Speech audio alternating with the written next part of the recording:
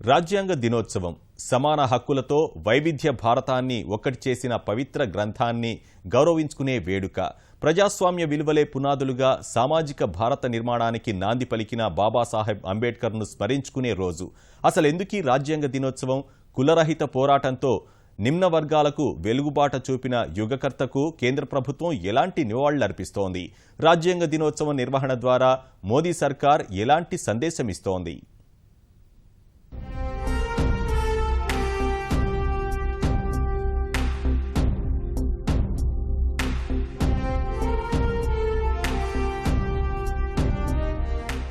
రాజ్యాంగం స్వతంత్ర భారతాన్ని గణతంత్ర సర్వసత్తాక రాజ్యంగా మార్చి దేశంలోని ప్రతి ఒక్కరికి సమాన హక్కులు కల్పించిన పవిత్ర గ్రంథం. పాలకులకు దిక్సూచిలా పనిచేస్తూ వైవిధ్య భారతాన్ని దశాబ్దాలుగా ఒక్కటిగా ఉంచుతున్న శక్తి. అంతటి మహాగ్రంథాన్ని గౌరవించుకొని రాజ్యాంగ నిర్మాత బాబాసాహెబ్ అంబేద్కర్ మిగిల్చి వెళ్లిన ప్రజాస్వామ్య స్ఫూర్తిని ప్రజల్లో నింపేందుకు ఎన్డీఏ ప్రభుత్వం బృహత్తర యజ్ఞం నిర్వహిస్తోంది. ప్రతి ఏటా నవంబర్ 26ను రాజ్యాంగ దినోత్సవంగా నిర్వహిస్తోంది.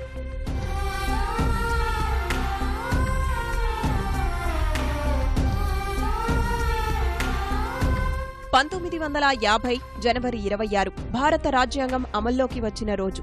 ఆ రోజును ఏటా గణతంత్ర దినోత్సవంగా జరుపుకుంటున్నా రాజ్యాంగ నిర్మాతకు సముచిత గౌరవం దక్కలేదన్నది ఎన్డీఏ ప్రభుత్వ అభిప్రాయం. అందుకే 1949లో రాజ్యాంగానికి ఆమోదం లభించిన రోజును పండుగగా నిర్వహించాలని నిర్ణయించింది. बाबा साहब न सिर्फ भारत के विश्व के दलित पीड़ित शोषित वंचितों की प्रेरणा का नाम बाबा साहब अम्बेडकर है। दुनिया मार्टिन लूथर किंग को तो जानती है, लेकिन दुनिया बाबा साहब अम्बेडकर को नहीं जानती है। ये हमारा दुर्भाग्य है। कभी कभी मेरे मन में विचार आता है, क्या बाबा साहब अम्बेडकर न होते तो मोदी कहां होता? हम जैसे सामान्य लोगों को कौन पूछता? ये बाबा साहब अम्बेडकर हैं जिसके कारण ये बातें संभव हुई है। और इसलिए जो कर रहे हैं सिर्फ कर्ज चुकाने का एक प्रामाणिक प्रयास कर रहे हैं। గతేడాది బాబాసాహెబ్ అంబేద్కర్ 125వ జయంతి ఉత్సవాల్ని జరిపిన ఎన్డీఏ ప్రభుత్వం తొలి రాజ్యాంగ దినోత్సవాన్ని చరిత్రలో నిలిచిపోయేలా నిర్వహించింది. పార్లమెంటు శీతాకాల సమావేశాల తొలి 2 రోజులు ఉభయ సభల సంయుక్త సమావేశాలు ఏర్పాటు చేసి రాజ్యాంగం సహా అంబేద్కర్ ప్రబోధించిన సిద్ధాంతాలపై విస్తృతంగా చర్చించింది.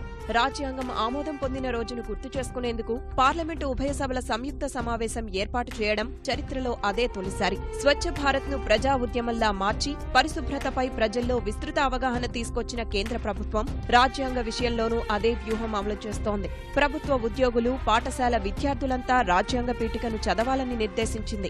కళాశాలల్లో పార్లమెంటు తరహా సమావేశాలు ఏర్పాటు చేసి రాజ్యాంగం, అంబేద్కర్ పై చర్చించాలని విద్యార్థులకు సూచించింది. తద్వారా రాజ్యాంగ స్ఫూర్తి, అంబేద్కర్ త్యాగనిరతిపై అందరిలో అవగాహన కల్పించాలన్నది మోదీ సర్కార్ ఆలోచన.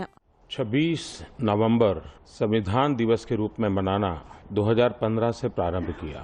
कल्पना ये है कि हमारी नई पीढ़ी इस संविधान के साथ, उसकी प्रक्रिया के साथ, उसके उम्दा उद्देश्यों के साथ कनेक्ट रहनी चाहिए। संविधान का प्रियम्बल कम से कम साल में एक बार सामूहिक रूप से उसका पठन हो, उद्घोष हो, व्याख्या हो।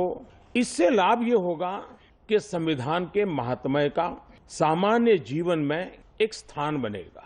అంబేద్కర్ సిద్ధాంతాలకు విస్తృత ప్రాచుర్యం కల్పిస్తూ ఆయన జీవితం ఎంతో మంది యువతకు ఆదర్శప్రాయమని చాటి చెప్పేందుకు మోదీ ప్రభుత్వం చేస్తున్న ప్రయత్నాల్లో రాజ్యాంగ దినోత్సవం ఓ భాగం మాత్రమే. అంబేద్కర్ స్ఫూర్తిని విశ్వవ్యాప్తం చేసేందుకు కేంద్రం ఇప్పటికే అనేక చర్యలు ప్రారంభించింది.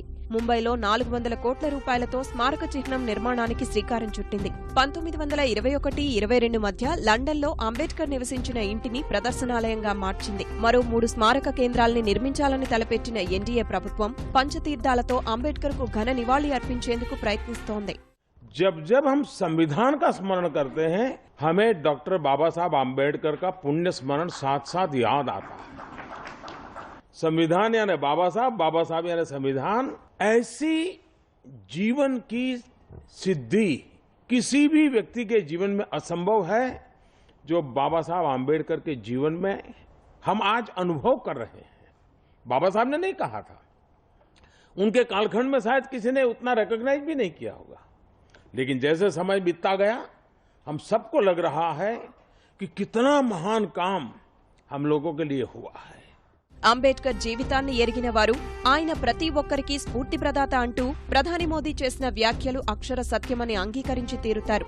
బాబాసాహెబ్ చేసిన ప్రతి పని, నడిపిన ప్రతి రాజకీయం, తీసుకున్న ప్రతి నిర్ణయంలో అంచలంచలమైన జాతీయవాదమే అభిమతంగా వ్యవహరించారు. రాజ్యాంగం రాసినా, నీటిపారుదల, విద్యుత్ విధానాలు రూపొందించిన నవభారత నిర్మాణమే ధ్యేయంగా సాగారు. భరతమాత అసలు సంకెళ్లను తెంపడానికి విద్యార్జనకు మించిన సాధనం లేదని విశ్వసించారు. కులాల అంతరాలపై అలుపెరగని పోరాటం చేసిన వారెందరికో ప్రతిరూపంగా నిలిచారు. జాతీయవాదం అంటే స్వతంత్రం సాధించడానికి పరిమితం కాదని, అది జాతి నిర్మాణం కోసం, కుల, వర్ణ వ్యవస్థల క్రౌర్యంలో మగ్గిపోయిన సమాజంలో సమానత్వం, సాంస్కృతిక సమైక్యత సాధించడానికి ఉద్దేశించినదని ఎలుగెత్తి చాటారు. ఆ కఠోర పరిశ్రమ, నిరంతరమైన పఠనా వ్యాసంగం, అంచలంచలమైన దీక్ష బాబాసాహెబ్ను ప్రపంచంలో ప్రథమ శ్రేణిలో నిలబెట్టాయి.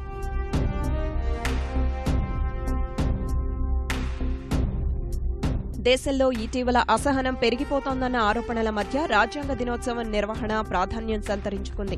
అంబేద్కర్ సిద్ధాంతాలకు విస్తృత ప్రాచుర్యం కల్పించడానికి తోడు మరోమారు ఐక్యతా మంత్రం జపించి రాజ్యాంగ విలువలకు ప్రభుత్వం కట్టుబడి ఉందన్న సందేశమిచ్చేందుకు నవంబర్ 26 వేడుకల్ని మోదీ సర్కార్ సద్వినియోగం చేసుకోవాలని భావిస్తోంది.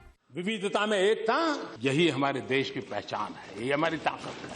सभी संप्रदायों का फलना फूलना ये भारत की धरती पर ही संभव होता है. ये भारत की विशेषता है. और मैं ये कहना चाहता हूं, देश संविधान की मर्यादाओं के बाहर नहीं चल सकता है. किसी को भी कानून हाथ में लेने का अधिकार नहीं होता है.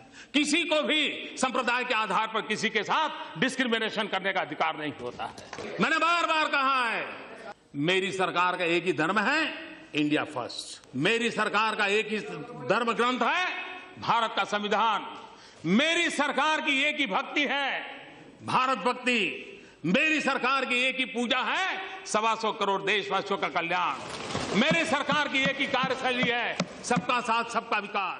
బాబాసాహెబ్ గురించి ఇంత చెప్పినా, ఆయన రాసిన రాజ్యాంగం అమల్లోకి వచ్చి 6.5 దశాబ్దాలు గడుస్తున్నా ఆ మహాపురుషుడు నాడు ఏ వివక్షకు వ్యతిరేకంగా జీవితాంతం పోరాడారో ఆ వివక్షత నేటికీ కొనసాగుతుండడమే అసలు విషాదం. జనాభాలో 70% పైగా ఉన్న దళితులు, గిరిజనులు, వెనుకబడిన తరగతులు నేటికీ కుల వివక్షకు గురవుతూనే ఉన్నాయి. రాజ్యాంగం అందరికీ సమాన హక్కులిచ్చినా అణిచివేత, అత్యాచారాలు కొనసాగుతూనే ఉన్నాయి. ఈ వివక్షకు వ్యతిరేకంగా సమానత్వం కోసం అనేక ఉద్యమాలు పుట్టుకొస్తూనే ఉన్నాయి. ఈ పరిస్థితి మారినప్పుడే అంబేద్కర్ ఆశయం నెరవేరిందని అనుకోగలం. ఆయన మనకు దారి చూపుతూ మిగిల్చి వెళ్లిన రాజ్యాంగానికి అసలైన సార్థకత చేకూరిందని భావించగలం. అదే అంబేద్కర్కు మనం అర్పించే నిజమైన నివాళి. समय ऐसा बदला है कि संविधान में से हर कोई अपने अधिकार ढूंढता रहता है और बड़े चतुर लोग संविधान को ही आधार बना करके अधिकार का दुरुपयोग करने की हद तक की कभी कभी सीमाएं लांघ देते हैं. इससे एक एनार्की पैदा होती है. और बाबा Saheb Ambedkar grammar of anarchy की बात करते थे. ये हम सबका दायित्व होता है. नागरिक हो, शासन व्यवस्था हो, सरकार हो, शासन व्यवस्था के भिन्न भिन्न अंग हो, हरेक के बीच तालमेल बिठाने का सबसे बड़ा अगर फोर्स है तो हमारा संविधान है. लुब्रिकेशन करने की ताकत भी है तो संविधान में है, रक्षा करने की ताकत है तो भी संविधान में है. और इसलिए इन संविधान के आत्मा के साथ हमारा जुड़ना बहुत जरूरी है. सिर्फ धाराओं के साथ जुड़ने से बात चलती नहीं है.